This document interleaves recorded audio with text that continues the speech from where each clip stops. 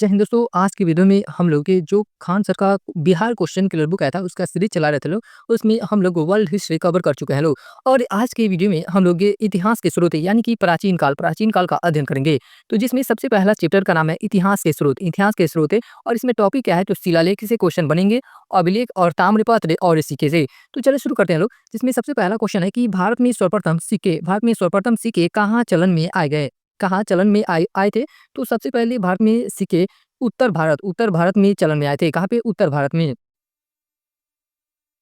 भारत में पहली बार सिक्के उत्तर भारत में चलाए गए थे। भारत में सर्वप्रथम सिक्का हिंद यूनानियों के द्वारा जारी किया गया था। भारत में सर्वप्रथम सिक्का किसके द्वारा जारी किया गया था? तो हिंद यूनानियों के द्वारा जारी किया गया था। भारत में सबसे पहले सोने के सिक्के कुषाण वंश के राजाओं ने जारी किए थे, लेकिन सर्वाधिक सिक्के गुप्त काल में जारी किए गए थे। दक्षिण भारत में पंच सिक्कों की प्राप्ति सर्वप्रथम अस्म के जनपद से प्राप्त की गई है। किससे जनपद से? तो अस्म के जनपद से प्राप्त की गई है। यहाँ से ये जो अभी हम लोग ये व्याख्या पढ़े हैं लोग, उसमें से कुछ क्वेश्चन बन सकता है कि भारत में सबसे पहले सोने के सिक्के किससे वंश के राजाओं ने जारी किए थे? तो कुषाण वंश के। किससे वंश के राजा ने? तो कुषाण वंश के राजाओं ने सर्वाधिक के सोने के सिक्के जारी किए थे। और बात की जाए सबसे अधिक सोने के सिक्के गुप्त काल में जारी किए गए थे। किस काल में? गुप्त काल में। और सबसे पहले किसके द्वारा? तो कुषाण वंश के द्वारा जारी किए गए थे सोने के सिक्के। नेक्स्ट क्वेश्चन है कि प्रयाग प्रशस्ति किस भाषा में लिखा गया है? जो प्रयाग प्रशस्ति लेख है या किस अभिलेख है या किस भाषा में लिखा गया है? तो यह संस्कृत भाषा में लिखा है। किस भाषा में? संस्कृत भाषा में लिखा गया है। प्रयाग प्रशस्ति को संस्कृत भाषा में लिखा गया था। यह इलाहाबाद स्तंभ पर उकेरा गया है। कहाँ पे? यह इलाहाबाद स्तंभ पर उकेरा गया है। प्रयाग प्रशस्ति की रचना चौथी शताब्दी के संस्कृत कवि हरिसेन ने की थी। प्रयाग प्रशस्ति अभिलेख की रचना किसके द्वारा की गई? तो हरिसेन के द्वारा की गई है।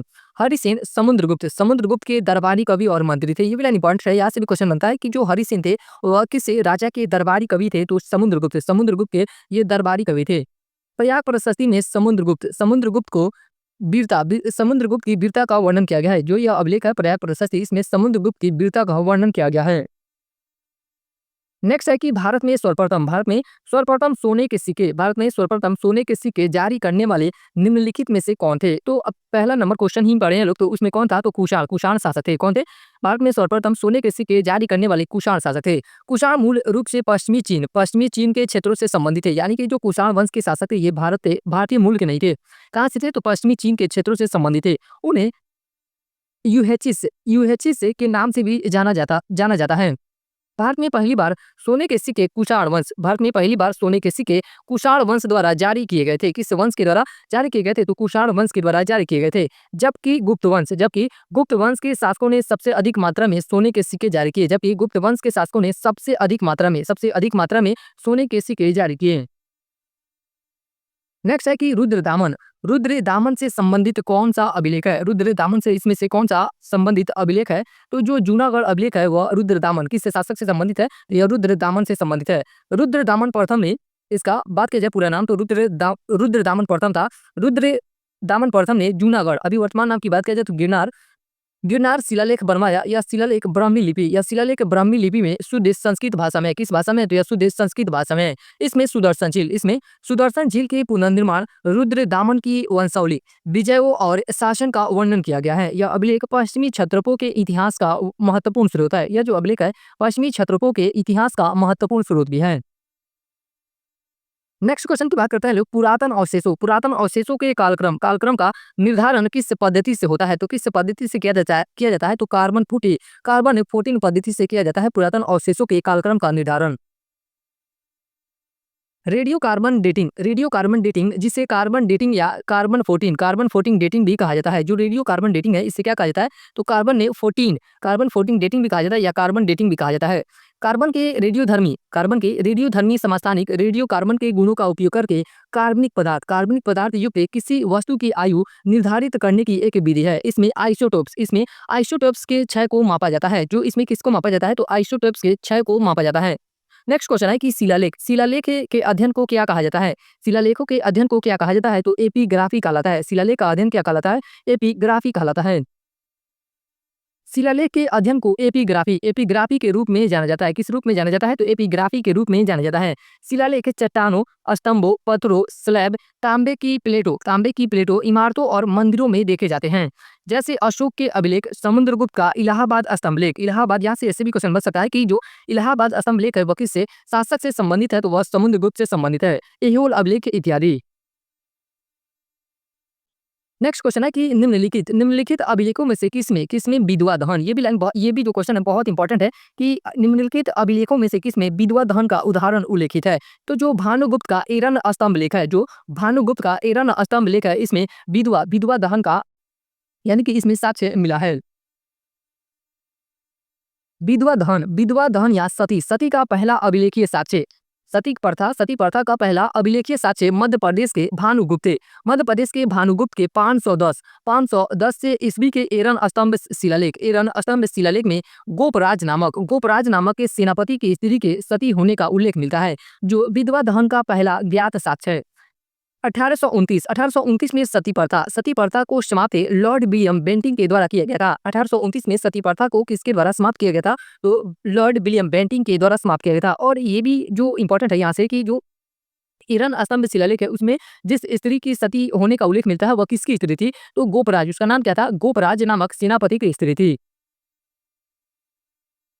नेक्स्ट क्वेश्चन है कि न्यू मिस्टेमिक्स क्या है? तो जो न्यू मिस्टेमिक्स है क्या है? तो यह एक सिक्कों का अध्ययन, यानी कि न्यू मिस्टेमिक्स क्या कहलाता है? तो यह सिक्कों का अध्ययन कहलाता है।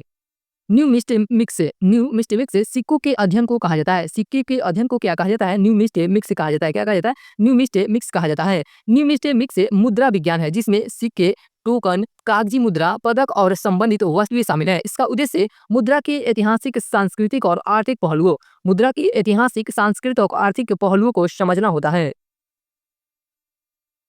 उसके बाद अगला टॉपिक है विदेशी का विवरण, यानी कि विदेशी यात्रियों का विवरण या विदेशी व्यक्ति जितने आए थे उन लोगों का विवरण।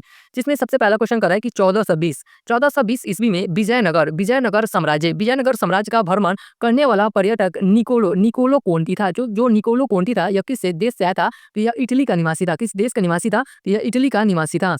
निकोलो कोंटी ने 1420 ईस्वी में विजयनगर साम्राज्य का भ्रमण किया। किस साम्राज्य का भ्रमण किया था? तो यह विजयनगर साम्राज्य का भ्रमण किया था। वह एक इतालवी व्यापारी, खोजकर्ता और लेखक थे, जिन्होंने देवराय प्रथम के शासनकाल में विजयनगर की यात्रा की थी। ये प्लान बहुत इंपॉर्टेंट है कि जो निकोलो कोंटी था वह किससे शासक के शासनकाल में आया था? तो देवराय प्रथम के शासनकाल में आया था। किससे शासक के शासनकाल में आया था? तो देवराय प्रथम के शासनकाल में वह आया था। निकोलो कोंटी ने अपनी यात्रा के अनुभव को एक पुस्तक में लिखा है, जो बाद में लैटिन भाषा में प्रकाशित हुई। नेक्स्ट है वेनसांग ने भारत भ्रमण किया। वेनसांग ने भारत भ्रमण किससे शासक के शासनकाल में किया था? तो यह यानी कि हर्षवर्धन के शासनकाल में यह भारत आया था। किसके शासनकाल में? हर्षवर्धन के शासनकाल में वेनसांग भारत आया था। वेनसांग ने भारत का भ्रमण हर्षवर्धन के शासनकाल के दौरान किया था। वह एक प्रसिद्ध चीनी यात्री, जो वेनसांग था वह चीनी यात्री और बौद्ध भिक्षु थे, जिन्होंने भारतीय संस्कृति और बौद्ध धर्म के अध्ययन के लिए यहाँ की यात्रा की थी। भारत भ्रमण का उल्लेख अपनी पुस्तक सी युकी में किया। सी युकी जो पुस्तक है यह किसकी है? तो यह पुस्तक वेनसांग की है। किसकी पुस्तक है? यह वेनसांग की पुस्तक है। नेक्स्ट क्वेश्चन है कि पार्सियन भारत में सर्वप्रथम आए। पार्सियन जो थे वह भारत में सर्वप्रथम कहाँ पे आए थे? तो सूरत में आए थे। कहाँ पे? सूरत में आए थे। भारत में प्रथम पारसी बस्ती का परमार संजान सूरत के निकट, यह कहाँ पे है? संजान, तो यह सूरत के निकट का अग्नि स्तंभ है, जिसे अग्नि पूजक पारसी धर्मावलंबियों ने बनवाया था। अब पूरी दुनिया में पारसियों की कुल संख्या 1 लाख है। पूरी दुनिया में अगर पारसियों की संख्या की बात की जाए तो कितनी है? तो 1 लाख है। ईरान में कुछ हजार पारसियों को छोड़कर लगभग सभी पारसी अब भारत में रहते हैं, और उनमें से सबसे अधिक मुंबई में निवास करते हैं। अगर पारसियों की बात की जाए तो सबसे सर्वाधिक मात्रा में आपको ईरान में देखने को मिलेंगे, और अगर ईरान को छोड़ दिया जाए तो लगभग जितने सारे पारसी लोग हैं वह भारत में निवास करते हैं। और भारत में किस स्टेट में निवास करते हैं? तो वह महाराष्ट्र, यानी कि मुंबई शहर है महाराष्ट्र का, उसमें निवास करते हैं। नेक्स्ट क्वेश्चन है कि निम्नलिखित में से किसने नालंदा विश्वविद्यालय में अध्ययन किया था? तो यह वेनसांग जो था यह नालंदा विश्वविद्यालय में अध्ययन किया था। चीनी यात्री वेनसांग ने 7वीं शताब्दी में नालंदा विश्वविद्यालय में अध्ययन किया। नालंदा भारत का पहला और प्राचीनतम विश्वविद्यालय था, जिसकी स्थापना 5वीं शताब्दी ईस्वी 5वीं शताब्दी ईस्वी में सम्राट कुमारगुप्त के शासनकाल में हुई थी। यह विश्वविद्यालय बौद्ध धर्म, विज्ञान, गणित, चिकित्सा और दर्शन के अध्ययन के लिए प्रसिद्ध था। नेक्स्ट क्वेश्चन है कि चीनी यात्री चीनी यात्री जो था सुंगयून ने भारत यात्रा की थी। तो यह जो किस काल में यह भारत की यात्रा किया था शुंगयून ने, तो यह 1515 ईस्वी से लेकर 1520 ईस्वी के बीच में यह भारत का यात्रा किया था। सुंगयून एक चीनी बौद्ध भिक्षु थे जिन्होंने 518 ईस्वी से लेकर 522 ईस्वी के बीच भारत की यात्रा की थी। उन्होंने अपनी यात्रा का एक विस्तृत वृत्तांत लिखा जो उस समय के भारत और मध्य एशिया के बारे में जानकारी का एक मूल्यवान स्रोत है। और इनके जो ये विस्तृत वृत्तांत है, इसमें किस देश के बारे में जानकारी मिलती है, तो भारत और मध्य एशिया के बारे में जानकारी का एक मूल्यवान स्रोत है। उनकी यात्रा का मुख्य उद्देश्य बौद्ध धर्म से संबंधित ग्रंथों को एकत्र करना है और बौद्ध धर्म के बारे में जानकारी प्राप्त करना था। अगर सुंगयून की यात्रा का मुख्य उद्देश्य की बात किया जाए तो उनकी यात्रा का मुख्य उद्देश्य क्या था, तो उनकी यात्रा का मुख्य उद्देश्य यह था कि बौद्ध धर्म से संबंधित ग्रंथों को एकत्रित करना और बौद्ध धर्म के बारे में जानकारी प्राप्त करना इनके यात्रा का मुख्य उद्देश्य था। नेक्स्ट क्वेश्चन है कि निम्नलिखित में से कौन सा या कौन से कथन सही है। तो जिसमें पहला कथन कर रहा है कि 326 ईसापुर में सिकंदर ने भारत पर आक्रमण किया था। तो यह कथन बिल्कुल सत्य है। 326 ईसापुर में ही सिकंदर ने भारत पर आक्रमण किया था। दूसरा कथन कर रहा है कि आम्भी जो यह तक्षशिला का राजा था, जो आम्भी था यह कहाँ का राजा था, तो यह तक्षशिला का राजा था। आम्भी ने सिकंदर और उसकी सेना का स्वागत किया, ये भी कथन सत्य है। तीसरा कथन कर रहा है कि सिकंदर की मृत्यु 322 ईसापुर में हुई थी। तो 322 में नहीं हुई थी, यह कब हुई थी, 323 ईसापुर में हुई थी। कब हुई थी, 323 ईसापुर में इसकी मृत्यु हुई थी। सिकंदर ने भारत पर 326 से बीसी में हमला किया, यानी कि ईसापुर में हमला किया। यह मैसेडोनियन का राजा था। इसके बाद 323 से बीसी में उसकी मृत्यु हुई। आम्भी जो तक्षशिला का राजा था, आम्भी ने सिकंदर और उसकी सेना का स्वागत किया। 322 ईसापुर में सिकंदर की मृत्यु का कथन गलत है, इसलिए एक और दो कथन क्या है, तो सही है। नेक्स्ट क्वेश्चन है 7वां नंबर क्वेश्चन की बात करते हैं, लेकिन निम्नलिखित कथनों पर विचार करें। तो पहला कथन कर रहा है कि फाहियान एक चीनी तीर्थ यात्री था जो हर्ष के शासनकाल के दौरान भारत आया था। तो यह कथन आपका बिल्कुल गलत है, क्योंकि जो फाहियान था यह हर्षवर्धन के शासनकाल में नहीं आया था, बल्कि वह चंद्रगुप्त द्वितीय के शासनकाल में आया था। किसके शासनकाल में आया था, चंद्रगुप्त द्वितीय के शासनकाल में था। दूसरा कथन कर रहा है कि वेनसांग एक चीनी बौद्ध भिक्षु थे जिन्होंने चंद्रगुप्त द्वितीय के शासनकाल के दौरान भारत का दौरा किया था। ये भी कथन आपका बिल्कुल गलत है, क्योंकि वेनसांग जो थे वह हर्षवर्धन के शासनकाल में आए थे और जो फाहियान थे वह चंद्रगुप्त द्वितीय के शासनकाल में आए थे, यानी कि यहाँ पे उल्टा कर दिया है। तो इसका सही उत्तर की बात किया जाए तो उपरोक्त में से कोई नहीं इसका सही आंसर हो जाएगा। चीनी यात्री फाहियान चंद्रगुप्त विक्रमादित्य के समय, यानी कि चंद्रगुप्त विक्रमादित्य के समय काल की बात किया जाए तो 399 ईस्वी से लेकर 414 ईस्वी तक रहा था, में भारत आया था। वेनसांग भी एक चीनी बौद्ध भिक्षुक थे। जो वेनसांग थे वे भी चीनी बौद्ध भिक्षुक थे, जो 630 ईस्वी से लेकर 645 ईस्वी में हर्षवर्धन के शासनकाल में भारत आया था। जो वेनसांग था वह किस राजा के शासनकाल में आया था, तो हर्षवर्धन के शासनकाल में। और जो फाहियान था वह चंद्रगुप्त द्वितीय के शासनकाल में भारत की यात्रा किया था। यह भी लगभग 15 वर्षों तक रहा था। जो हर्षवर्धन था वह भारत में कितने वर्षों तक रहा था, तो 15 वर्षों तक रहा था। वेनसांग ने अपने यात्रा वृत्तांत में भारत की शिक्षा, संस्कृति और समाज का वर्णन किया है। नेक्स्ट क्वेश्चन है कि चीनी यात्री इत्सिंग ने बिहार का भ्रमण किया लगभग। तो बिहार का वो भ्रमण कब किया था, तो 673 ईस्वी में किया था। कब किया था, 673 ईस्वी में किया था। तो इसका सही आंसर की बात किया जाए तो इनमें से कोई नहीं, यानी कि उपरोक्त में से कोई नहीं इसका सही आंसर हो जाएगा, क्योंकि ऑप्शन में 673 नहीं दिया गया है। चीनी यात्री इत्सिंग ने लगभग 673 ईस्वी में भारत की यात्रा की। वह नालंदा, बिहार, भारत में बौद्ध विश्वविद्यालय का छात्र था। यह जो इत्सिंग था यह किससे विश्वविद्यालय का छात्र था, तो बौद्ध विश्वविद्यालय का, यानी कि नालंदा विश्वविद्यालय का छात्र था। उसने संस्कृत और पाली से कई बौद्ध ग्रंथों का चीनी में अनुवाद भी किया। इसने अपने प्रसिद्ध ग्रंथ भारत तथा मलय द्वीपपुंज, यह पुस्तक का नाम है, जो यह ग्रंथ है भारत तथा मलय द्वीपपुंज में बौद्ध धर्म का विवरण लिखा है। यहाँ से ऐसे भी क्वेश्चन बन सकता है कि जो भारत तथा मलय द्वीपपुंज है यह जो ग्रंथ है किसके द्वारा लिखा गया है, तो यह ग्रंथ इत्सिंग के द्वारा लिखा गया है। किसके द्वारा लिखा गया है, इत्सिंग के द्वारा यह ग्रंथ लिखा गया है। नेक्स्ट क्वेश्चन है कि भारत में रहते हुए अल-बरूनी ने किसका अध्ययन किया, तो यह संस्कृत का अध्ययन किया था। भारत में रहते हुए अल-बरूनी ने संस्कृत का अध्ययन किया था। अलबरूनी फारसी विद्वान था। अलबरूनी फारसी विद्वान था। इसने भारत आने के बाद संस्कृत भाषा का अध्ययन किया। अलबरूनी भारत और श्रीलंका की यात्रा पर लगभग 1017 से लेकर 1020 के मध्य आया था। उन्होंने किताबुल हिंद नामक पुस्तक अरबी भाषा में लिखी। ये भी लाइन इंपॉर्टेंट है कि अलबरूनी के द्वारा कौन सा पुस्तक या कौन सा ग्रंथ लिखा गया था, तो किताबुल हिंद नामक ग्रंथ या पुस्तक लिखा गया था। और यह जो किताबुल हिंद था यह किस भाषा में लिखा गया था, तो यह अरबी भाषा में लिखा गया था। नेक्स्ट है कि पाइथागोरस थे, तो यह किस देश से आए थे, तो यह यूनानी थे, यह यूनान देश से आए थे।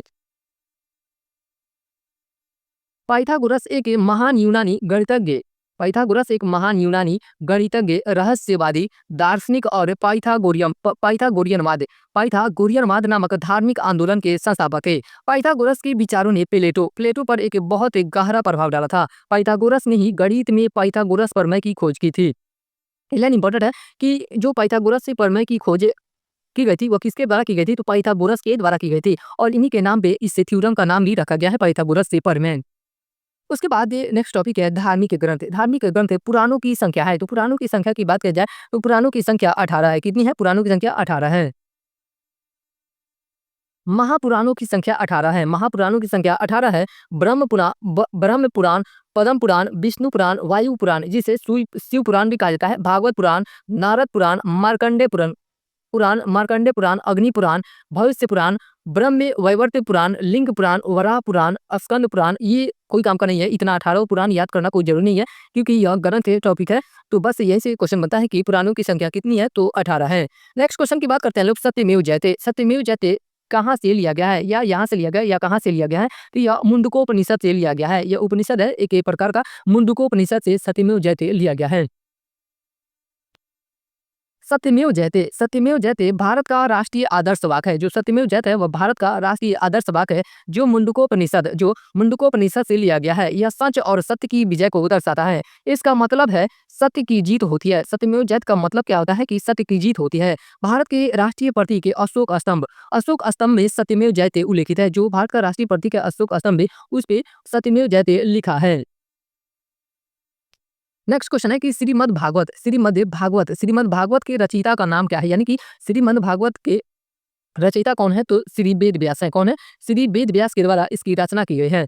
श्रीमद् भागवत गीता की रचना महर्षि वेद व्यास ने की। भगवान श्री कृष्ण ने महाभारत युद्ध के समय अर्जुन को धर्म, कर्म और जीवन का उपदेश दिए। यह गीता 18 अध्यायों में 700 श्लोकों का ग्रंथ है। यह जो गीता है इसमें कितने अध्याय हैं, तो 18 अध्याय हैं। और इसमें श्लोक की बात किया जाए तो कितने श्लोक हैं, तो 700 लगभग श्लोक हैं। जो योग और अध्यात्म का सार प्रस्तुत करता है। यह पुस्तक किसका सार प्रस्तुत करता है, तो योग और अध्यात्म का सार प्रस्तुत करता है।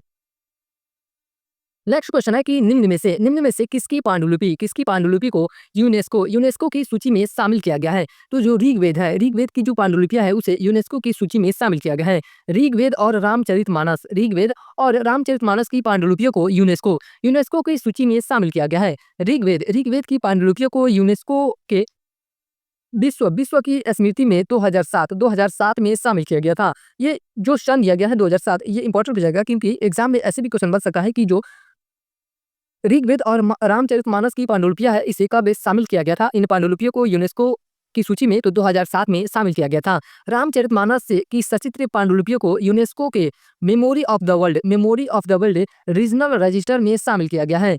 जो रामचरितमानस का सचित्र पांडुलिपिया है उसे कहाँ पे शामिल किया गया, तो यूनेस्को का जो memory of the world regional register है उसमें शामिल किया गया है।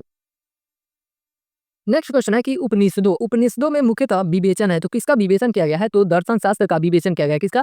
दर्शन शास्त्र का विवेचन किया गया है। उपनिषदों में मुख्य रूप से दर्शन शास्त्र का विवेचन होता है। ये प्राचीन भारतीय ग्रंथ मुख्यतः आत्मा, ब्रह्म, मोक्ष और ब्रह्म ज्ञान के बारे में गहराई से चर्चा करते हैं, जिससे भारतीय दर्शन की नींव रखी गई है। उपनिषदों की कुल संख्या 108 है। ये रंग बहुत इंपॉर्टेंट है कि उपनिषदों की कुल संख्या कितनी है, तो 108 है। नेक्स्ट है कि रामचरितमानस। रामचरितमानस से किसने लिखी? रामचरितमानस से जो ग्रंथ है यह किसके द्वारा लिखा गया है? तो तुलसीदास के द्वारा लिखा गया है। किसके द्वारा? तुलसीदास के द्वारा लिखा गया है। महाकवि तुलसीदास तुलसीदास ने अवधी भाषा में रामचरितमानस की रचना की थी और वे मुगल शासक अकबर के समकालीन थे। यहाँ से कई बार ऐसे भी क्वेश्चन बनता है कि जो महाकवि तुलसीदास है वह किस शासक के समकालीन थे? तो अकबर के समकालीन थे। और जो रामचरितमानस है यह किस भाषा में लिखे थे? तो यह अवधी भाषा में लिखे थे। वे मध्यकालीन हिंदी साहित्य के महान राम भक्त कवि थे। इसे तुलसी रामायण या तुलसीकृत रामायण भी कहा जाता है। तुलसीदास की अन्य रचनाओं की बात किया जाए तो पार्वती मंगल, जानकी मंगल, रामाज प्रश्न, कृष्ण गीतावली, ये सब इनकी रचना है। तो तुलसीदास की रचना है जिसमें से आपका पार्वती मंगल, जानकी मंगल और कृष्ण गीतावली इंपॉर्टेंट है। नेक्स्ट क्वेश्चन है कि बौद्ध साहित्य लिखा गया है। तो जो बौद्ध साहित्य है वह किस भाषा में लिखा गया है? तो पाली भाषा में लिखा गया है। किस भाषा में लिखा गया है? पाली भाषा में लिखा गया है। बौद्ध साहित्य को मूल रूप से पाली भाषा में लिखा गया है। बुद्ध ने अपने उपदेश पाली भाषा में दिए। ये भी इंपॉर्टेंट है कि महात्मा बुद्ध ने अपने उपदेश जो दिए थे वह किस भाषा में दिए थे? तो पाली भाषा में दिए थे। बौद्ध धर्म के 3 पीठक, अभिधम्म पीठक, सूत पीठक, विनय पीठक सबसे महत्वपूर्ण है। बौद्ध धर्म में कितने पीठकों की चर्चा की गई है? तो 3 पीठक की चर्चा की गई है। अभिधम्म पीठक, सूत पीठक, विनय पीठक। महायान बौद्ध धर्म से संबंधित है। जो महायान है यह बौद्ध धर्म का एक भाग है जो बाद में टूटकर अलग हुआ था। तो महायान जो है वह बौद्ध धर्म से संबंधित ग्रंथों को संस्कृत में लिखा गया है। महायान बौद्ध धर्म से संबंधित ग्रंथों को किस भाषा में लिखा गया है? तो संस्कृत भाषा में लिखा गया है। नेक्स्ट क्वेश्चन है कि रामायण किसने लिखी? रामायण किसने लिखी? तो रामायण वाल्मीकि के द्वारा लिखा गया है। किसके द्वारा? वाल्मीकि के द्वारा लिखा गया है। रामायण की रचना महर्षि वाल्मीकि ने की थी। यह एक महाकाव्य है। जो रामायण है वह क्या है? तो यह एक महाकाव्य है जिसमें भगवान श्री राम की गाथा है। इसे आदि काव्य भी कहा जाता है। यह जो रामायण है इसे क्या कहा जाता है? तो इसे आदि काव्य भी कहा जाता है। रामायण को 7 कांडों में बांटा गया है। रामायण को कितने कांडों में बांटा गया है? तो 7 कांडों में बांटा गया है। पहला कांड होता है बाल कांड, उसके बाद दूसरा है अयोध्या कांड, तीसरा अरण्य कांड और ये चौथा है किष्किंधा कांड और पांचवा है सुंदर कांड, छठा है लंका कांड और जो अंतिम कांड है यह है उत्तरकांड। नेक्स्ट क्वेश्चन है कि 9 नंबर क्वेश्चन कर रहा है कि किस काल में अछूत की अवधारणा स्पष्ट रूप से उद्धत हुई थी? तो जो धर्मशास्त्र के समय थे उस समय अछूत की अवधारणा स्पष्ट रूप से उद्धत हुई थी। धर्मशास्त्रों के समय 4 वर्णों कौन कौन से? ब्राह्मण, क्षत्रिय, वैश्य एवं शूद्र के अतिरिक्त समाज में अन्य अनेक जातियां जैसे अम्बष्ट, उग्र, निषाद, मागध, वैदेहक, रथकार आदि का आयुर्भाव अनुलोम में एवं प्रतिलोम में विवाहों के फलस्वरूप हुआ था। पाणिनि ने 2 प्रकार के शूद्रों का उल्लेख किया है। पाणिनि के द्वारा शूद्रों का उल्लेख कितने प्रकार का किया गया है? तो 2 प्रकार के शूद्रों का उल्लेख किया गया है पाणिनि के द्वारा। निरवसित एवं अनिरवसित ये 2 क्या थे? तो ये शूद्र के प्रकार थे। इनमें पहले प्रकार के शूद्र ही अस्पृश्य माने जाते थे। यानी कि जो निर्वसित शूद्र थे उन्हें ही अस्पृश्य माना जाता था।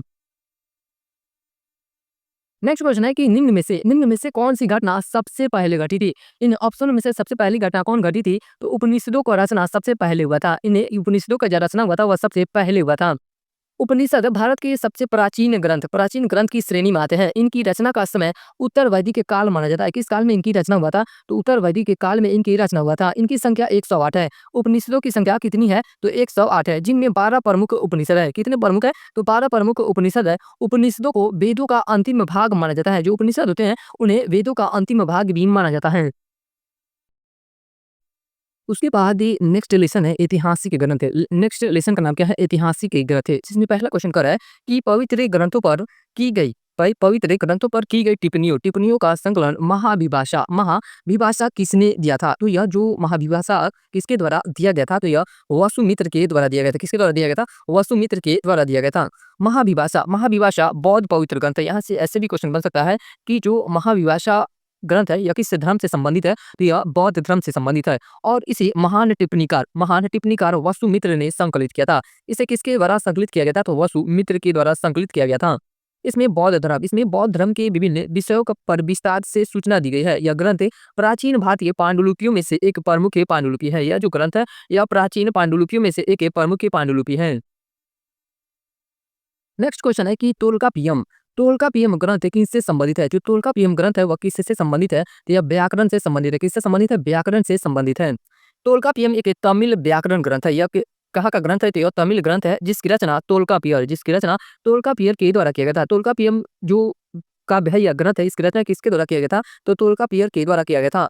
तोल्कापियम और अगतियम तोल्कापियम और अगतियम ये दोनों तमिल व्याकरण ग्रंथ है। ये भी आपका तमिल व्याकरण ग्रंथ है। और शिलाप्पादिकारम ये कभी-कभी क किसी-किसी बुक में शिलाप्पादिकारम भी देखने को मिलता है। और यहाँ पे क्या लिखा गया है? शिलाप्पादिकारनु और मणिमेखले। मणिमेखले नामक के 2 महाकाव्य शामिल है। ये भी क्या है? तो ये भी तमिल ग्रंथ है, मणिमेखले और शिलाप्पादिकारमु। नेक्स्ट है कि किस भारतीय दर्शन ने परमाणु सिद्धांत का प्रतिपादन किया था? तो यह वैशेषिक दर्शन। परमाणु सिद्धांत का प्रतिपादन किसके द्वारा किया गया था? तो वैशेषिक दर्शन के द्वारा किया गया था। यह क्या है? तो यह एक दर्शन है। वैशेषिक दर्शन षष्ठ दर्शन का भाग है। जो वैशेषिक दर्शन है वह यानी कि अगर बात किया जाए कि दर्शनों की संख्या का, तो 6 6 कितने हैं? दर्शन कितने हैं? तो 6 दर्शन है और उसी का एक भाग वैशेषिकी दर्शन है। इसके मूल प्रवर्तक ऋषि कनाद है। और वैशेषिक दर्शन के प्रवर्तक कौन है? तो ऋषि कनाद है। ईसा पूर्व 2री शताब्दी। यह दर्शन न्याय दर्शन से बहुत साम्य रखता है, किंतु वास्तव में यह एक स्वतंत्र भौतिक विज्ञानवादी दर्शन है। यह जो दर्शन है यह भौतिक विज्ञानवादी दर्शन है। इसके अनुसार भौतिक जगत की उत्पत्ति सूक्ष्मतम सूक्ष्मतम सूक्ष्मत सूक्ष्म कण यानी कि सूक्ष्म से सूक्ष्म कण परमाणुओं के संघनन से हुई है। नेक्स्ट क्वेश्चन है कि सॉरी नेक्स्ट लेसन है प्राग ऐतिहासिक काल या पाषाण काल। ये इसमें पाषाण काल को भी देखना है और प्राग ऐतिहासिक काल को भी देखना है। इसमें सबसे पहला क्वेश्चन कर रहा है कि हम लोग जिस जाति के हैं वो क्या है? तो वह होमो सेपियंस है। हम लोग जो मानव जाति है वह किस जाति का मानव है? तो होमो सेपियंस जाति का मानव है। मनुष्य होमो सेपियंस जाति के अंदर आते हैं। होमो सेपियंस का अर्थ है बुद्धिमान मानव। उसका अर्थ क्या होता है? तो बुद्धिमान मानव होता है। होमो सेपियंस पृथ्वी पर मौजूद सभी प्राइमेट्स की प्रजातियां किसकी प्रजातियां हैं? तो यह प्राइमेट्स की प्रजातियां हैं जो अत्यधिक विकसित है और सुविकसित हैं। इस श्रेणी के प्राइमेट्स में लेमर्स, लोटिस, एप्स से आपका लंगूर हो गया, यानी कि जो जानवर या जीव जंतु इंसान की तरह दिखते हैं या इंसान की तरह व्यवहार करते हैं उसे होमो सेपियंस से में रखा जाता है। तो जैसे लेमर्स हो गए, लोटिस हो गए, एप्स हो गया, बंदर आदि इसमें किसमें शामिल है? तो प्राइमेट्स में शामिल है। नेक्स्ट क्वेश्चन की बात की जाए कि जिस काल में कृषि कर्म का प्रादुर्भाव हुआ वह कहलाता है। यानी कि यहाँ से क्वेश्चन पूछने का अर्थात यह क्वेश्चन क्या पूछ रहा है कि कृषि की शुरुआत किस काल में हुई थी? तो कृषि की शुरुआत की बात की जाए तो यह नवपाषाण काल से शुरू होती है। कृषि सुव्यवस्थित रूप से कब से शुरू होती है? तो नवपाषाण काल से शुरू होती है। पुरातात्विक स्रोतों के अनुसार खनाबदोस मानो जनजातियों ने नवपाषाण काल के दौरान खेती की शुरुआत की थी। कब से? नवपाषाण काल के दौरान खेती की शुरुआत की थी। यह मध्य पाषाण काल के बाद का तीसरा भाग है। पाषाण काल अधिकतर नृविज्ञान और पुरातत्व के लिए जाना जाता है। पाषाण काल जो है वह किस लिए जाना जाता है? अधिकतर वह नृविज्ञान और पुरातत्व के लिए जाना जाता है। नेक्स्ट क्वेश्चन है कि पॉलिशदार पाषाण उपकरण किस युग की विशेषता है? जो पॉलिशदार पाषाण यानी कि पत्थर के उपकरण किस युग की विशेषता है? तो यह नवपाषाण युग की विशेषता है। नवपाषाण युग की विशेषता थी अस्थाई जीवन शैली की शुरुआत। खेती और पशुपालन की शुरुआत कब से होती है? तो ये भी नवपाषाण काल से शुरू होती है। और अस्थाई जीवन मानव कब से जीने लगा? तो नवपाषाण काल से ही जीने लगा था। पॉलिशदार पत्थर के औजारों का इस्तेमाल भी इसी काल में हुआ था। कृषि और गतिहीन जीवन, पौधों, मिट्टी, लकड़ी, पत्थरों से आश्रय बनाना, यानी कि पौधों से, मिट्टी से, लकड़ी से, पत्थरों से रहने का आश्रय बनाना और आश्रय के फर्श को चटाई या जानवरों की खाल से ढकना। इस काल में पैसेज कब्रें भी बनाई गई। इस काल में किस प्रकार की कब्रें बनाई गई थी? तो पैसेज कब्रें भी बनाई गई थी। नेक्स्ट है कि भारत में पशुपालन एवं कृषि के प्राचीनतम साक्ष्य प्राप्त हुए हैं। तो जो पशुपालन एवं कृषि के प्राचीनतम साक्ष्य प्राप्त हुए कहाँ से प्राप्त हुए? तो मेहरगढ़ से प्राप्त हुए। कहाँ से? मेहरगढ़ से प्राप्त हुए हैं। सर्वप्रथम पशुपालन एवं कृषि का साक्ष्य मेहरगढ़ अभी वर्तमान में कहाँ है? तो यह पाकिस्तान के बलूचिस्तान में स्थित है। मेहरगढ़ से प्राप्त हुआ है। मेहरगढ़ से ही सर्वप्रथम पशुपालन एवं कृषि का साक्ष्य प्राप्त हुआ था। यहाँ से 7,000 ईसा पूर्व के गेहूं के साक्ष्य मिला है। कितना? 7,000 ईसा पूर्व के गेहूं के साक्ष्य मिला है। यहाँ से ऐसे भी क्वेश्चन बनता है कि मेहरगढ़ से क्या प्राप्त हुआ था? तो गेहूं के साक्ष्य मिले थे। जबकि प्राचीनतम चावल की साक्ष्य वाला स्थल कोल्डिवा कहाँ है? तो यह भारत में इलाहाबाद जिला उत्तर प्रदेश में है। कोल्डिवा कहाँ पे है? तो यह इलाहाबाद में है। और और किस राज्य में, तो उत्तर प्रदेश में। और यहाँ से किसका साक्ष्य मिला है, तो चावल का साक्ष्य मिला, यानी कि सबसे प्राचीन साक्ष्य की बात की जाए चावल का, तो कहाँ से प्राप्त हुआ है, तो यह कोल्डिफा से प्राप्त हुआ है। अब ये भी लाइन बहुत इंपॉर्टेंट है कि नवीनतम नवीनतम खोजों के आधार पर, यानी कि हाल ही में इसका खोज हुआ है कि नवीनतम खोजों के आधार पर भारतीय उपमहाद्वीप में प्राचीनतम कृषि साक्ष्य वाला स्थल उत्तर प्रदेश के संत कबीर नगर जिले में स्थित लहुरा देव है। लहुरा देव, और यहाँ से 9000 ईसा पूर्व से लेकर 7000 ईसा पूर्व के बीच के चावल के साक्ष्य प्राप्त हुए हैं। यानी कि लहुरा देव से कितना पहले ईसा पूर्व चावल की साक्ष्य प्राप्त हुआ, तो 9000, और मेहरगढ़ से कितना, तो 7000। तो आपका सबसे पुराना क्या हो जाएगा, तो आपका लहुरा देव हो जाएगा। यानी कि यहाँ से क्वेश्चन ऐसे बनता है कि नवीनतम खोजों के आधार पर तब लहुरा देव होता है, और प्राचीनतम पूछता है तब मेहरगढ़ होता है। नेक्स्ट क्वेश्चन है कि निम्नलिखित में से किसको चालकोलिथिक युग भी कहा जाता है, तो ताम्रपाषाण युग को चालकोलिथिक युग भी कहा जाता है। किसे, ताम्रपाषाण युग को चालकोलिथिक युग भी कहा जाता है। चालकोलिथिक युग को ताम्रपाषाण युग भी कहा जाता है। यह वह काल था जब मनुष्य ने पत्थर के साथ साथ, किसके साथ, पत्थर के साथ साथ तांबे का भी उपयोग करना शुरू कर दिया था। इस युग में तांबे के औजारों और हथियारों का निर्माण शुरू हुआ, जिससे मानव सभ्यता के विकास में एक महत्वपूर्ण बदलाव आया। नेक्स्ट है कि प्रथम मानव जीवाश्म भारत की किस नदी घाटी से प्राप्त हुआ था, तो यह नर्मदा घाटी से प्राप्त हुआ था। कहाँ से, नर्मदा घाटी से प्राप्त हुआ था। प्रथम मानव जीवाश्म भारत की किस नदी से प्राप्त हुआ था, तो नर्मदा नदी घाटी से प्राप्त हुआ था। भारत में प्रथम मानव जीवाश्म नर्मदा घाटी से प्राप्त हुआ था। यह जीवाश्म एक महिला का था। जो यह जीवाश्म प्राप्त हुआ था वह किसका था, तो महिला का था, जिसे नर्मदा मानव नाम दिया गया। यह जीवाश्म मध्य प्रदेश के हथनौरा नामक स्थान से प्राप्त हुआ था। यह जो जीवाश्म है कहाँ से प्राप्त हुआ था, तो मध्य प्रदेश से प्राप्त हुआ था। और कहाँ पे, तो हथनौरा नामक स्थान से। यह जीवाश्म लगभग 2 लाख वर्ष से पुराना है। यह मध्य प्लीस्टोसीन युग का माना जाता है। यह जो प्लीस्टोसीन है यह क्या है, तो यह युग है। ज्योग्राफी में एक टॉपिक है युग पढ़ना है, तो यह किस युग का माना जाता है, तो प्लीस्टोसीन युग का माना जाता है। नेक्स्ट क्वेश्चन है कि पाषाण युग में काटने के लिए सामान्यतः प्रयुक्त उपकरण को कहा जाता था। बहुत इजी क्वेश्चन है कि पाषाण युग में काटने के लिए सामान्यतः प्रयुक्त उपकरण को क्या कहा जाता था, तो कुल्हाड़ी कहा जाता था। अभी भी कुल्हाड़ी ही कहा जाता है। पाषाण युग में काटने के लिए हाथ की कुल्हाड़ी सामान्यतः प्रयुक्त उपकरण थी। पूरा पाषाण काल की सबसे बड़ी उपलब्धि आग का आविष्कार था। ये लाइन बहुत इंपॉर्टेंट है कि जो पूरा पाषाण काल था और पूरा पाषाण काल की सबसे बड़ी उपलब्धि क्या थी, तो आग का आविष्कार था, जिसने मानव जीवन को सुरक्षा और खाना पकाने में मदद की। इसके अलावा पाषाण युगीन गुफाओं में शैलचित्र प्राप्त हुए हैं, जो उस समय की कला और संस्कृति को दर्शाते हैं। क्या प्राप्त हुए, तो शैलचित्र प्राप्त हुए हैं। नेक्स्ट क्वेश्चन है कि प्राचीन भारत में जंगलवासी किस नाम से जाने जाते थे। प्राचीन भारत में जो जंगलवासी थे वह किस नाम से जाने जाते थे, तो निषाद के नाम से जाने जाते थे। किस नाम से, निषाद के नाम से जाने जाते थे।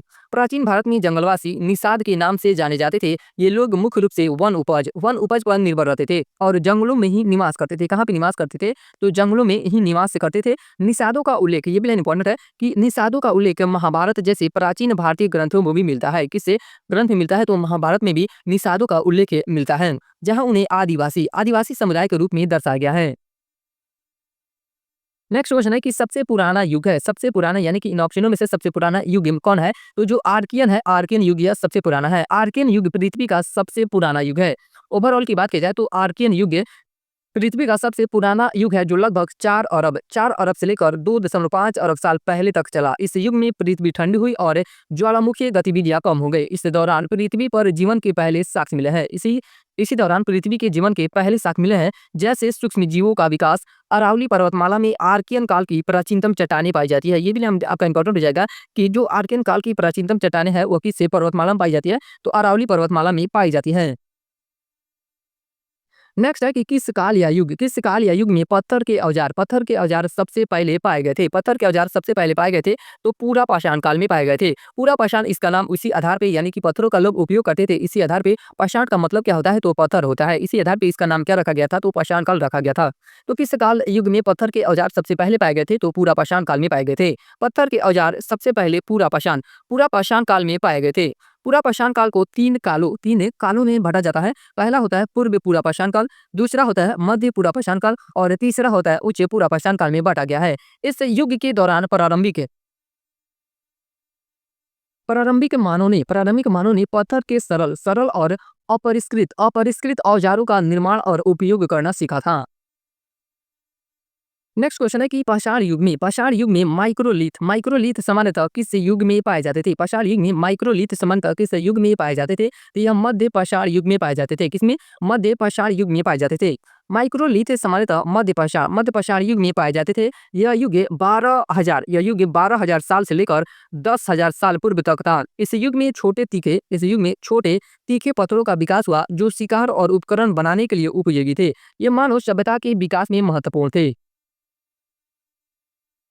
नेक्स्ट क्वेश्चन है कि प्राचीन भारत में जोरवे संस्कृति का नाम किस राज्य में उसी नाम के स्थान के नाम पर रखा गया है? तो जो यह महाराष्ट्र है, इसी के नाम पे रखा गया है जोरवे संस्कृति। भारत में लौयुगीन संस्कृति की जोरवे संस्कृति का नाम महाराष्ट्र के जोरवे स्थल के नाम पर रखा गया है। अगर बात की जाए, यहाँ से ऐसे भी क्वेश्चन बन सकता है कि आपका जोरवे संस्कृति जो थी वह किस युग की संस्कृति थी? तो यह लौयुगीन संस्कृति थी।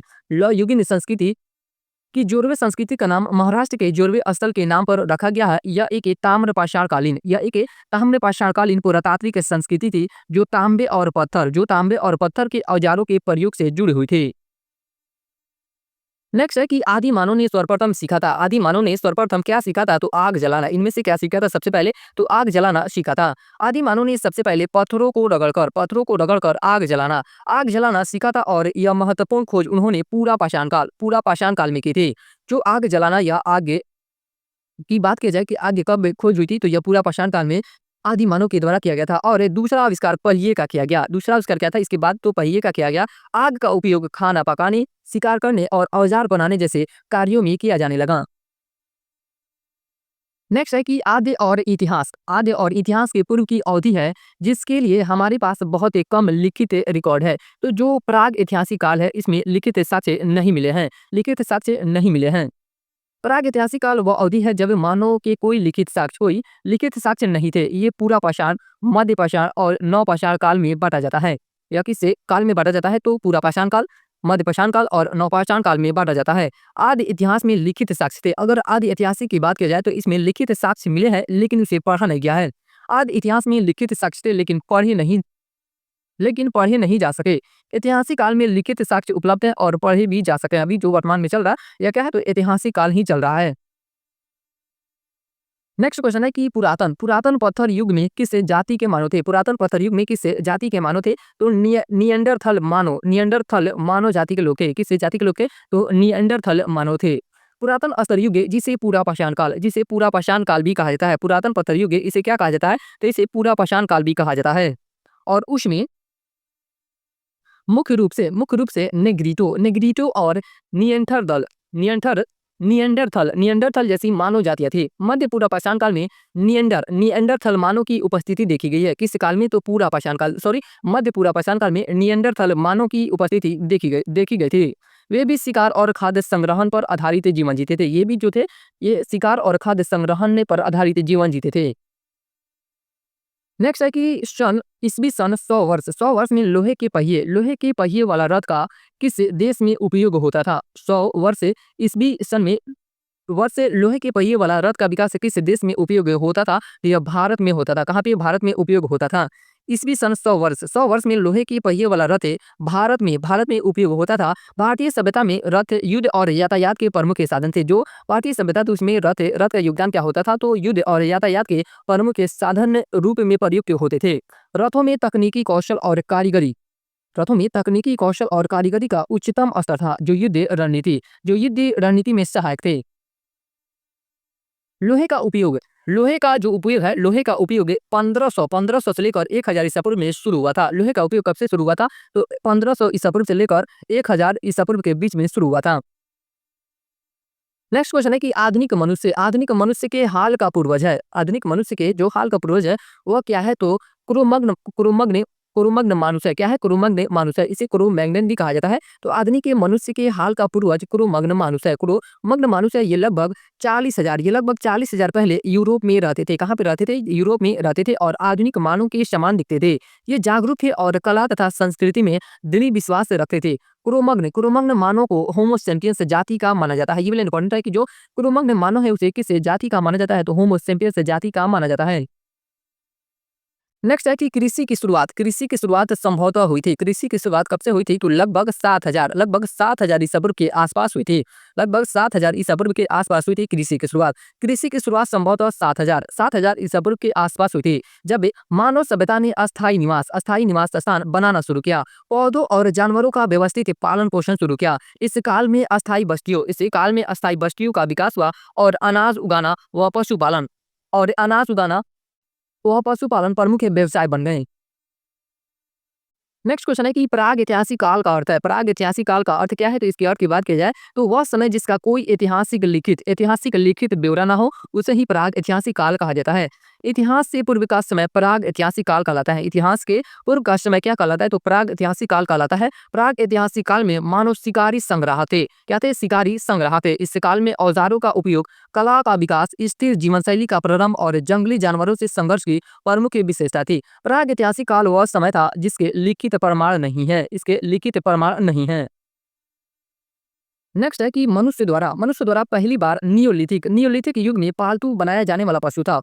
मनुष्य द्वारा पहली बार नियोलिथिक युग में पालतू बनाया जाने वाला पशु था तो कुत्ता था। ये यहाँ पे आप देख सकते हैं कि कैसे क्वेश्चन को घुमा के पूछा गया है। हम लोग क्या पढ़ते हैं लोग कि मनुष्य द्वारा पहली बार पालतू बनाया गया पशु कौन था? तो कुत्ता था। लेकिन यहाँ पे क्या डाल दिया है? नियोलिथिक युग में पालतू बनाया जाने वाला पशु कौन था? तो कुत्ता था। नवपाषाण काल में मनुष्य ने पहले कुत्तों को पालतू बनाया, फिर भेड़, बकरी, गाय, सुअर और मुर्गियों को पालतू बनाकर उनका उपयोग शिकार, सुरक्षा, दूध, मांस और ऊन के लिए किया। इस समय के बाद मनुष्य जो था वह अस्थायी कृषि समुदाय में बदल गया।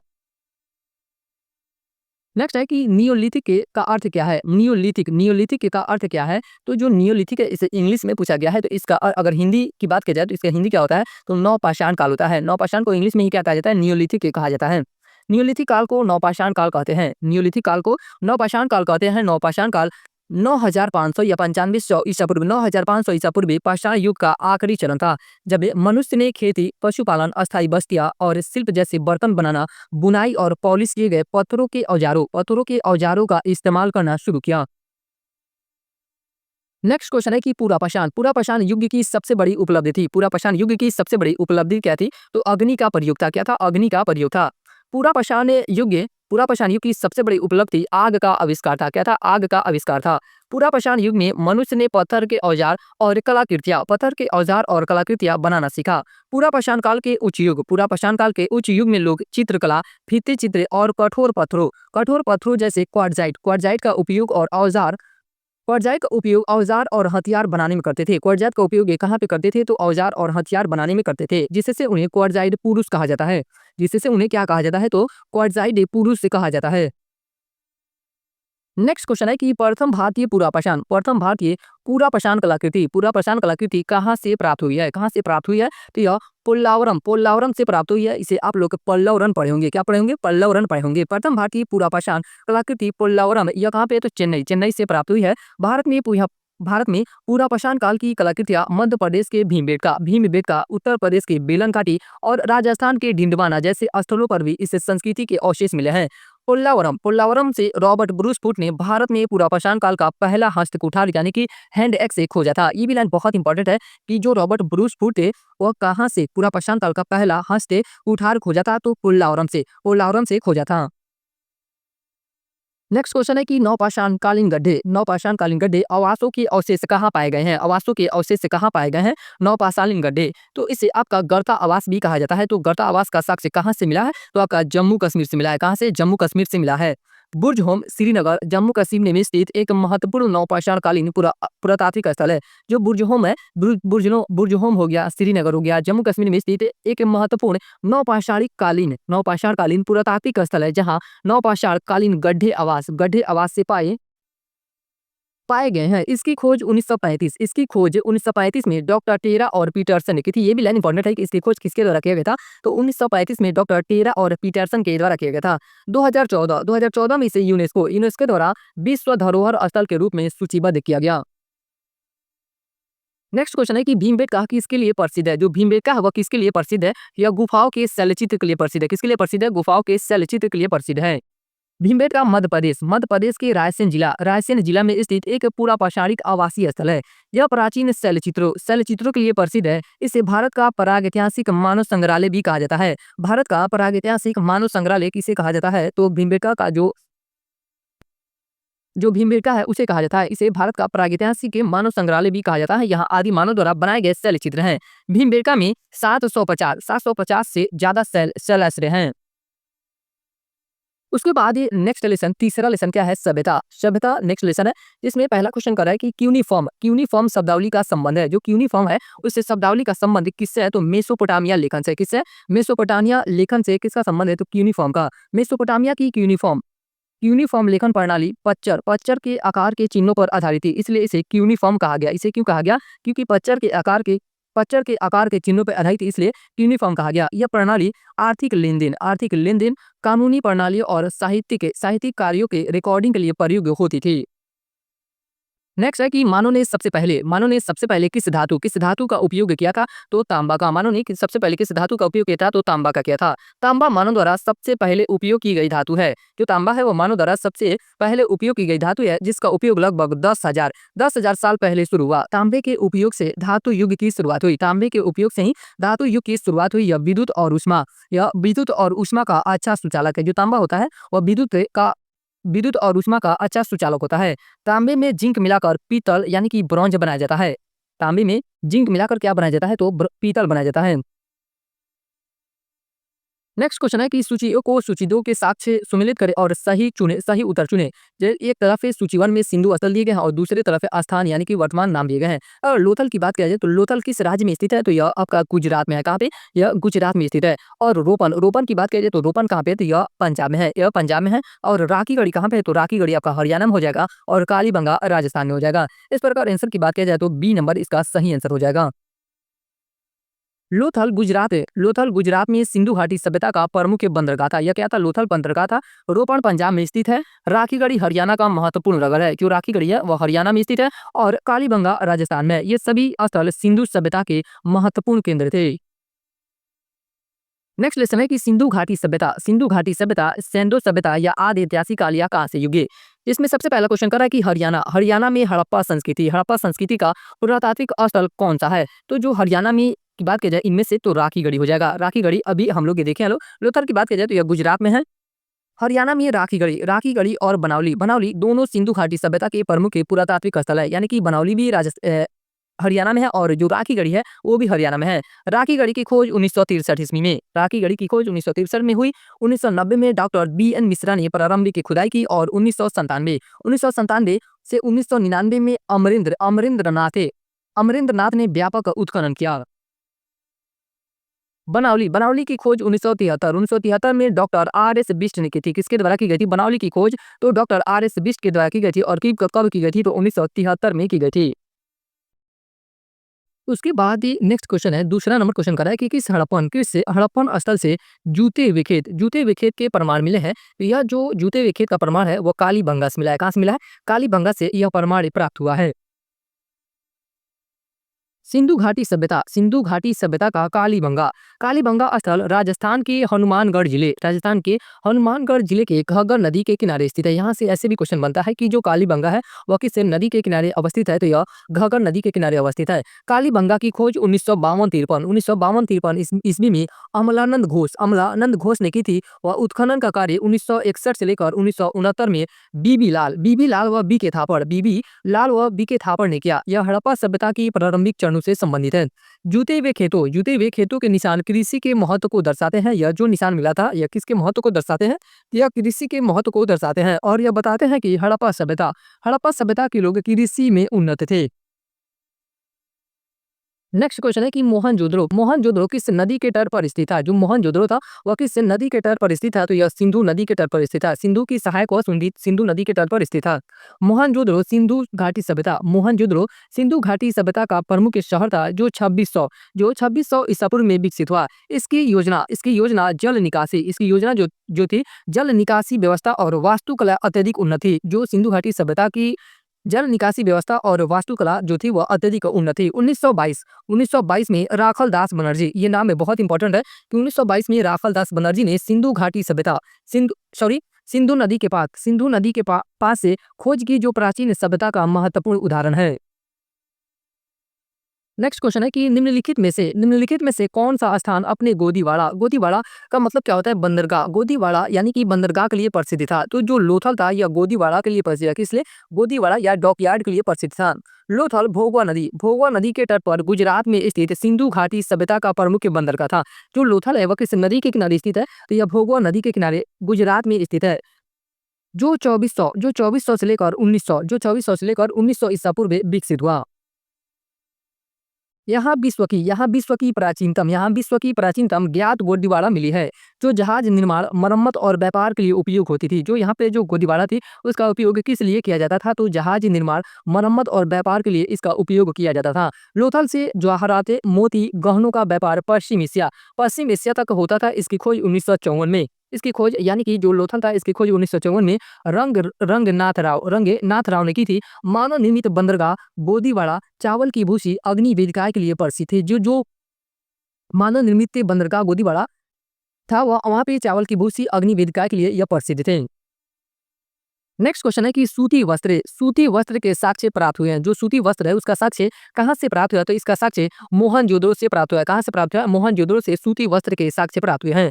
सूती वस्त्र के साक्ष्य मोहनजोदड़ो से प्राप्त हुए हैं। जो 2600 ईसा पूर्व के आसपास का है। सिंधु घाटी सभ्यता के लोग कपास का उत्पादन बड़े स्तर पर करते थे।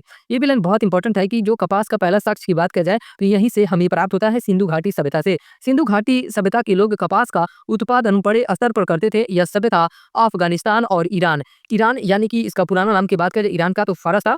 यह सभ्यता अफगानिस्तान और ईरान से व्यापार करती थी। मोहनजोदड़ो में एक चांदी के पात्र में लाल रंग का सूती वस्त्र का टुकड़ा मिला है, जो सभ्यता में रंगाई की तकनीक का भी प्रमाण देता है।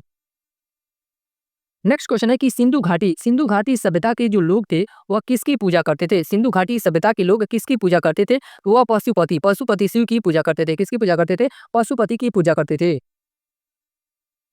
सिंधु घाटी सभ्यता के लोग पौरुष देवता पशुपति की पूजा करते थे, जिन्हें मुहरों में दर्शाया गया था। सिंधु घाटी सभ्यता के लोग पीपल के वृक्ष की पूजा एक पवित्र वृक्ष मानकर करते थे। इसे सभ्यता की खोज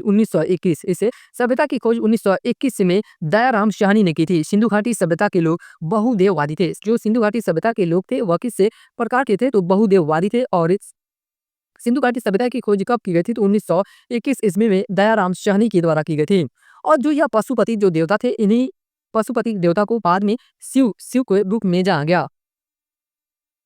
नेक्स्ट क्वेश्चन है कि सिंधु घाटी के लोगों को ज्ञात नहीं था। सिंधु घाटी के लोगों को क्या ज्ञात नहीं था? उन्हें घोड़ा और लोहा का ज्ञान नहीं था। यहाँ से यानी कि लोहा बार बार आता है, यहाँ पे घोड़ा भी ऐड कर दिया है। जो तो इसका सही आंसर की बात किया जाए क्या हो जाएगा? घोड़ा और लोहा। सिंधु घाटी के लोगों को घोड़ा और लोहा का ज्ञात नहीं था। सिंधु घाटी सभ्यता के लोग घोड़ा और लौ धातु से परिचित नहीं थे, लेकिन गुजरात के सुरकोटदा में घोड़े के जबड़े की हड्डी मिली है। इससे सभ्यता में सोना, चांदी, तांबा और कांस्य जैसी धातुओं का भी उपयोग किया जाता था। इस सभ्यता में सोना, चांदी, तांबा और कांस्य जैसी धातुओं का उपयोग भी किया जाता था।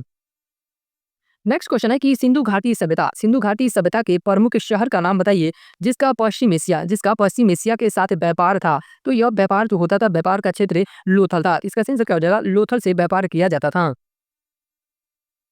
लोथल जो था वह सिंधु घाटी सभ्यता का प्रमुख और सबसे दक्षिणी बंदरगाह शहर था, जो गुजरात के अहमदाबाद जिले में स्थित है। वर्तमान में यह कहाँ स्थित है? तो यह अहमदाबाद जिले में स्थित है। इसकी खोज 1954 लोथल की खोज 1954 में रंगनाथ राव ने की। लोथल में विश्व की सबसे प्राचीन ज्ञात गोदी थी, यानी कि गोदीवाड़ा थी, जहाँ जहाज निर्माण और मरम्मत होती थी, जहाँ जहाजों का निर्माण और जहाजों का मरम्मत भी किया जाता था। यह पश्चिम एशिया के साथ व्यापारिक केंद्र था, जहाँ से तांबा, सोना, रत्न और कांच का व्यापार होता था। यहाँ से किस वस्तुओं का व्यापार किया जाता था? तो तांबा का, सोना का, रत्न और कांच का व्यापार भी किया जाता था। हड़प्पा के निवासी नेक्स्ट क्वेश्चन है कि हड़प्पा के निवासी किस देश के साथ व्यापारिक संबंध रखते थे? इनमें से किस देश के साथ हड़प्पा के निवासी व्यापारिक संबंध रखते थे? तो मेसोपोटामिया से व्यापारिक संबंध रखते थे। हड़प्पा सभ्यता का व्यापार अफगानिस्तान, ईरान, मेसोपोटामिया और अन्य एशियाई देशों से जुड़ा था।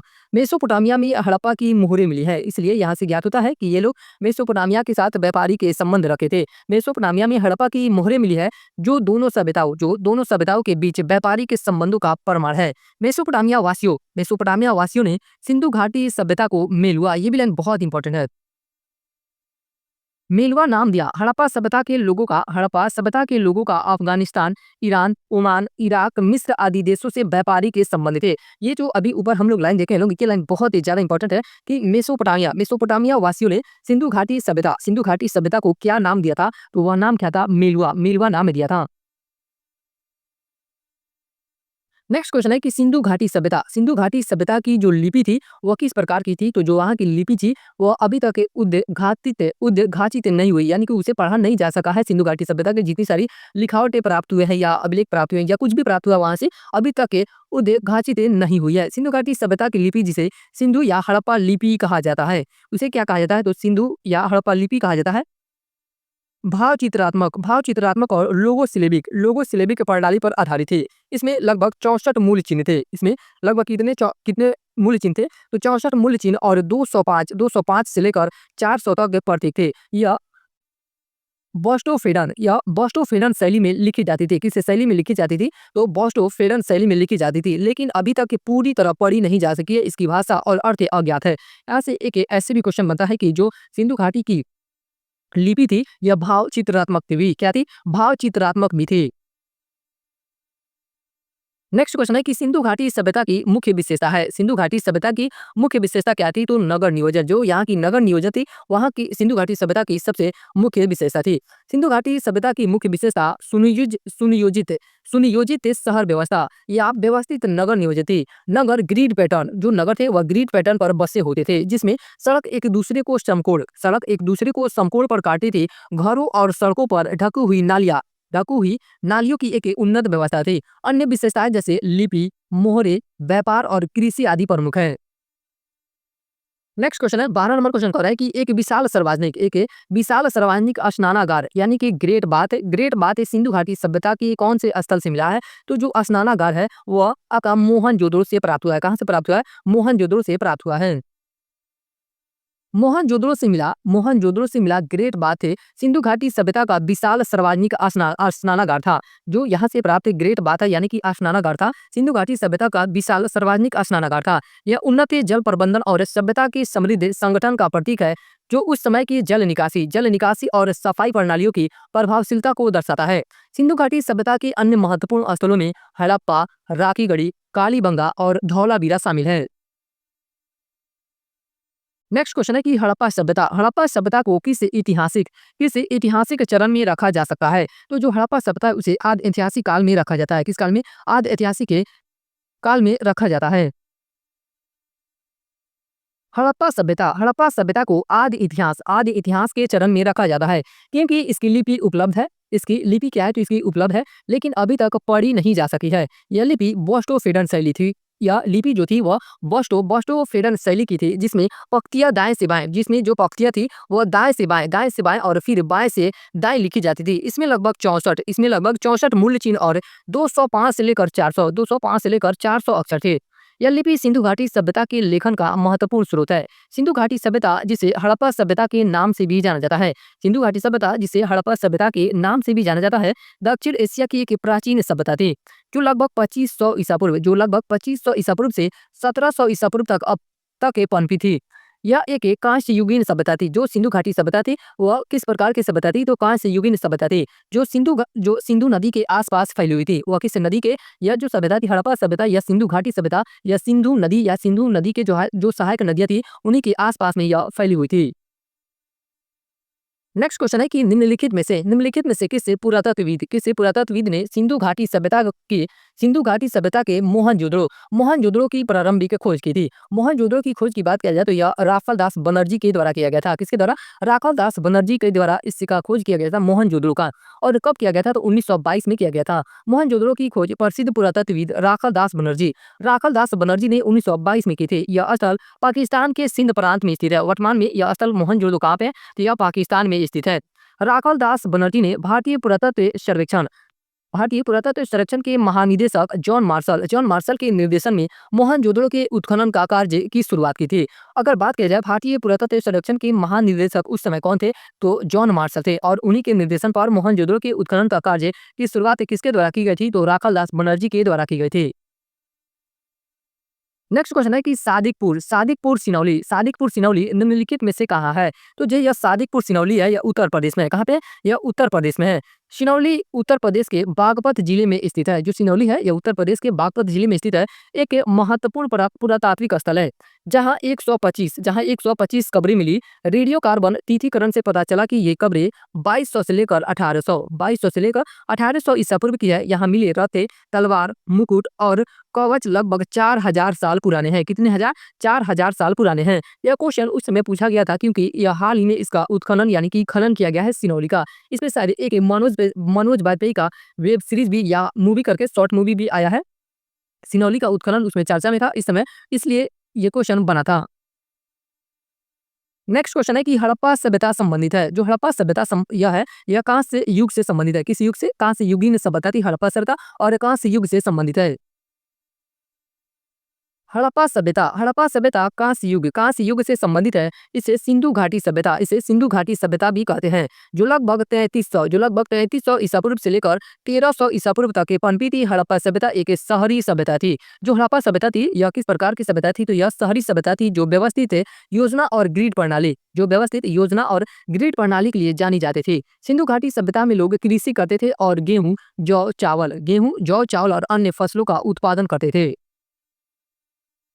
नेक्स्ट क्वेश्चन है कि सिंधु घाटी की सभ्यता की अधिकतर मोहरें निर्मित है।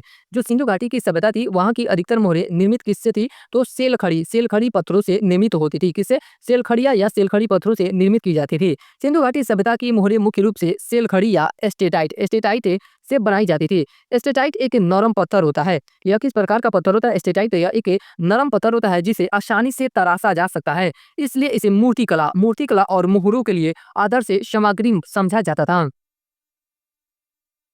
नेक्स्ट क्वेश्चन है कि सिंधु घाटी स्थल सूतका गेंडोर किस नदी के मुहाने पर स्थित है। तो जो सूतका गेंडोर था वह दास के नदी के मुहाने पर स्थित था।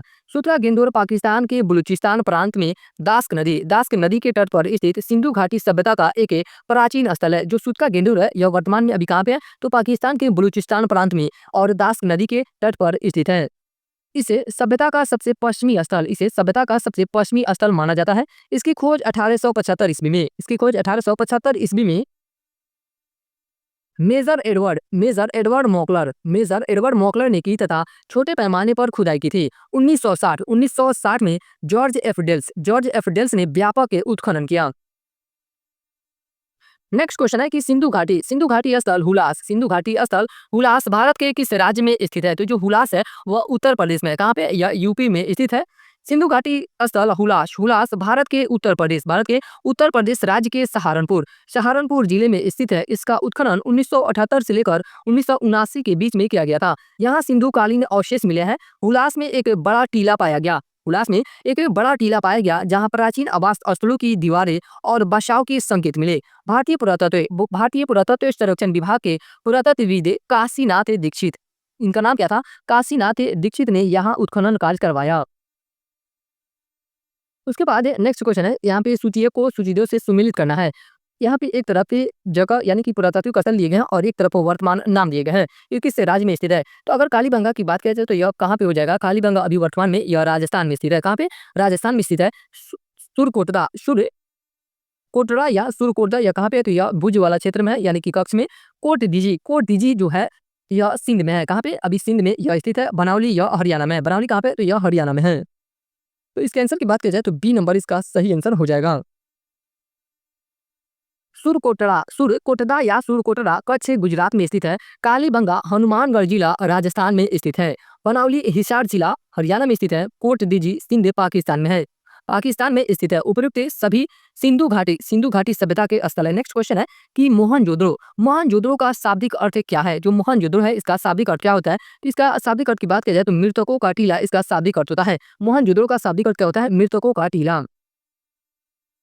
मोहनजोदड़ो का शाब्दिक अर्थ मृतकों का टीला है। क्या है? मृतकों का टीला है। यह नाम है इस शहर के पुरातात्विक स्थल पर पाए गए बड़ी संख्या में मानव कंकालों को संदर्भित करता है। मोहनजोदड़ो जब जो अभी पाकिस्तान में स्थित है, मोहनजोदड़ो अभी वर्तमान में कहाँ पे है? तो यह पाकिस्तान में स्थित है। इसे 1922 में खोजा गया था। मोहनजोदड़ो एक सुनियोजित शहर था जिसमें ग्रिड जैसी सड़कें, जटिल जल निकासी व्यवस्था और बड़े सार्वजनिक स्नान घर थे। मोहनजोदड़ो को 1980 में यूनेस्को की विश्व धरोहर स्थल में घोषित किया गया था। ये भी लाइन इंपॉर्टेंट है, यहाँ से भी क्वेश्चन बन सकता है कि मोहनजोदड़ो जो था उसे यूनेस्को का विश्व धरोहर स्थल में कब शामिल किया गया या घोषित किया गया था? तो 1980 में इसे शामिल किया गया था। नेक्स्ट क्वेश्चन है कि मोहनजोदड़ो का स्थानीय नाम है। वही क्वेश्चन पूछा है कि मोहनजोदड़ो का स्थानीय नाम क्या है? तो इसका स्थानीय नाम मृतकों का टीला है। क्या है? मृतकों का टीला है। सिंधु सभ्यता या सिंधु घाटी सभ्यता का प्रमुख स्थल मोहनजोदड़ो पाकिस्तान के सिंध प्रांत में स्थित एक प्राचीन नगर है। मोहनजोदड़ो का स्थानीय नाम मृतकों का टीला था। सिंधी भाषा में मोहनजोदड़ो को मुर्दों का टीला कहा जाता है। सिंधी भाषा में मोहनजोदड़ो को क्या कहा जाता है? तो मुर्दों का टीला कहा जाता है। मोहनजोदड़ो की पुरानी मोहरों के आधार पर अनुमान लगाया जाता है कि इसका प्राचीन नाम कुकुटम था। क्या था? कुकुटम था।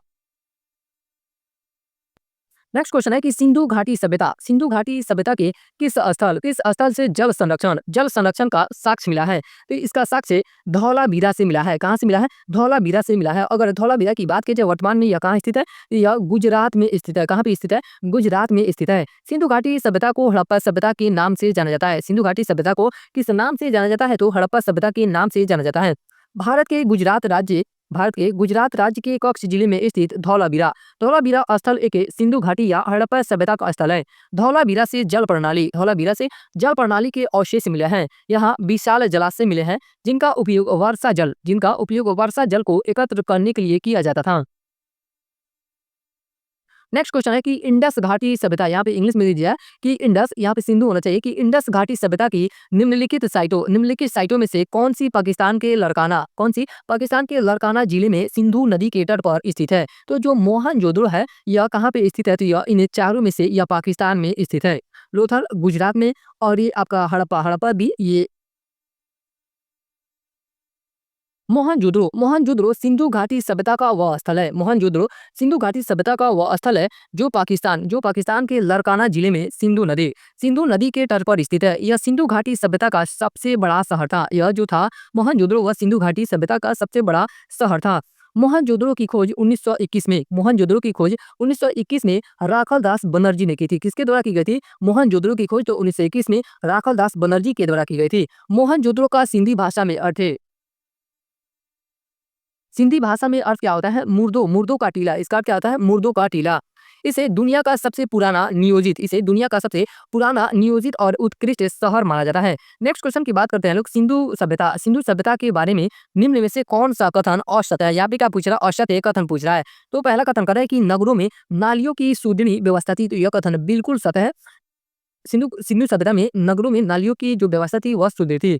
व्यापार और वाणिज्य में देश से उन्नत में था। व्यापार और वाणिज्य में भी देश उन्नत में था। तीसरा कथन है कि मातृ देवी की उपासना की जाती थी। ये भी कथन आपका सत्य है। और जो चौथा कथन करा है कि लोग लोहे से परिचित थे। तो लोग जो थे वह घोड़ा और लोहे से परिचित नहीं थे। किससे? घोड़ा और लोहे से परिचित नहीं थे। सिंधु सभ्यता के लोग लोहे से परिचित नहीं थे। इस सभ्यता के समय तक लोहे की खोज नहीं हुई थी, इसलिए लोग इस धातु का उपयोग नहीं करते थे।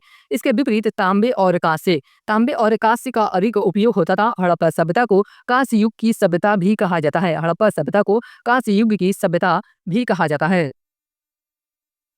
नेक्स्ट क्वेश्चन है कि सिंधु घाटी सभ्यता का विस्तार कहाँ तक हुआ था? सिंधु घाटी सभ्यता का विस्तार कहाँ हुआ? तो इसका विस्तार पंजाब और सिंध तक हुआ था। कहाँ तक? पंजाब और सिंध तक इसका विस्तार हुआ था। सिंधु घाटी सभ्यता का विस्तार आधुनिक पाकिस्तान के पंजाब और सिंध प्रांतों के अलावा गुजरात, राजस्थान, हरियाणा और पश्चिम उत्तर प्रदेश के सीमांत भाग होता था। सिंधु घाटी सभ्यता का विस्तार उत्तर में जम्मू कश्मीर के मांडा, दक्षिण में महाराष्ट्र के दैमाबाद, पूर्व में उत्तर प्रदेश के आलमगीरपुर और पश्चिम में पाकिस्तान के सूट का गिंडोर था। नेक्स्ट क्वेश्चन है कि मोहनजोदड़ो से प्राप्त नर्तकी की मूर्ति, जो नर्तकी की मूर्ति प्राप्त हुई है मोहनजोदड़ो से, किस धातु से बनी थी? तो वह कांस्य की धातु से बनी थी। किस धातु की बनी हुई थी? तो वह कांस्य की धातु की बनी हुई थी। मोहनजोदड़ो से मिली डांसिंग गर्ल यानी कि कांस्य की मूर्ति, जो लगभग 2500 ईसा पूर्व की है। इसे लॉस्ट वैक्स तकनीक यानी कि लुप्त मोम विधि द्वारा बनाया गया था। इसे मूर्ति को किस विधि द्वारा बनाया गया था? तो लॉस्ट वैक्स तकनीक के द्वारा बनाया गया था। यह प्राचीन भारतीय धातु कला का उत्कृष्ट उदाहरण है। मूर्ति की ऊंचाई लगभग 10.5 सेंटीमीटर है। इसकी ऊंचाई कितनी थी? तो लगभग 10.5 सेंटीमीटर है और यह अब राष्ट्रीय संग्रहालय नई दिल्ली में सुरक्षित है। कहाँ पे सुरक्षित रखा गया है? तो नई दिल्ली में सुरक्षित रखा गया है। यह मूर्ति नृत्य की मुद्रा में नहीं, पर इसकी सजावट से नर्तकी होने का अनुमान है। नेक्स्ट क्वेश्चन है कि सिंधु घाटी सभ्यता में किस जानवर की पूजा के प्रमाण मिले हैं? तो कुबड़ वाला बैल है, इसकी पूजा का प्रमाण मिला है। किसका? कुबड़ वाला बैल का। सिंधु घाटी सभ्यता में कुबड़ वाला बैल के चित्र और मुहरें मिली है, जो दर्शाती है कि यह जानवर पूजा या धार्मिक महत्व का था। यह बैल शक्ति और समृद्धि का प्रतीक माना जाता था। यह उनके धार्मिक विश्वासों और पशुपति आगे चलकर इन्हें किस रूप में जाना गया? तो शिव के रूप में जाना गया। यह उनके धार्मिक विश्वासों और पशुपति शिव से जुड़ा हुआ था। कुबड़ वाला सांड भी इस सभ्यता के महत्वपूर्ण पशुओं में से एक था। उसके बाद ये नेक्स्ट क्वेश्चन है, निम्न को सुमेल करें, यानी कि सुमेलित करना है। तो सिंध का सुमेल किया जाए तो यह कोट देजी में हो जाएगा। यानी कि कोट देजी कहाँ पे है? तो सिंध में। उसके बाद ये आपका बालाकोट कहाँ पे हो जाएगा? तो दक्षिणी बलूचिस्तान में। और राखीगढ़ी हरियाणा में स्थित है। राखीगढ़ी कहाँ पे है? हरियाणा में। सरायखोला यह पश्चिमी पंजाब में है। कहाँ पे? पश्चिमी पंजाब में है। यहाँ पे जो ऑप्शन दिया गया है थोड़ा सा ऊटपटांग ऑप्शन दिया गया है। यहाँ पे जैसे देख सकते हो यानी कि इधर से मिलान करने के लिए दिया गया है। एक की तरफ है, बी का 4 का बी की तरफ है। तो यहाँ से आपका आंसर क्या हो जाएगा? सी नंबर, यानी कि 1 का ए, 4 का बी, 2 का सी, 3 का डी। सिंधु घाटी सभ्यता कांस्य युगीन सभ्यता थी। इसके प्रमुख पुरातात्विक स्थल कोट दीजी सिंध क्षेत्र में है। सरायखोला पश्चिमी पंजाब में स्थित है। बालाकोट दक्षिणी बलूचिस्तान में और राखीगढ़ी हरियाणा में स्थित है। ये स्थल सभ्यता के व्यापक क्षेत्र और उन्नत नगर नियोजन को दर्शाते हैं। नेक्स्ट क्वेश्चन है कि हस्तिनापुर का उत्खनन डैश के मध्य हुआ था। तो जो हस्तिनापुर का उत्खनन था वह 1950 से 1952 के बीच हुआ था। कब हुआ था? 1950 से 1952 के बीच हुआ था। वर्ष 1951-52 में भारतीय पुरातत्व सर्वेक्षण के महानिदेशक बीबी लाल ने हस्तिनापुर में खुदाई कराई थी। इस दौरान लगभग 3200 साल पुराने मृदभांड और अन्य अवशेष मिले थे। हस्तिनापुर में मौर्य और मध्यकालीन अवशेष भी पाए गए थे। नेक्स्ट क्वेश्चन है कि निम्न में से कौन सी वस्तु हड़प्पा स्थल से प्राप्त नहीं हुई थी? तो जो सूती वस्त्र है वह हड़प्पा स्थल से प्राप्त नहीं हुई थी। बाकी पोर्टरी यानी कि बर्तन प्राप्त हुए थे, गहने भी प्राप्त हुए थे और तांबे शीशा भी प्राप्त हुआ था।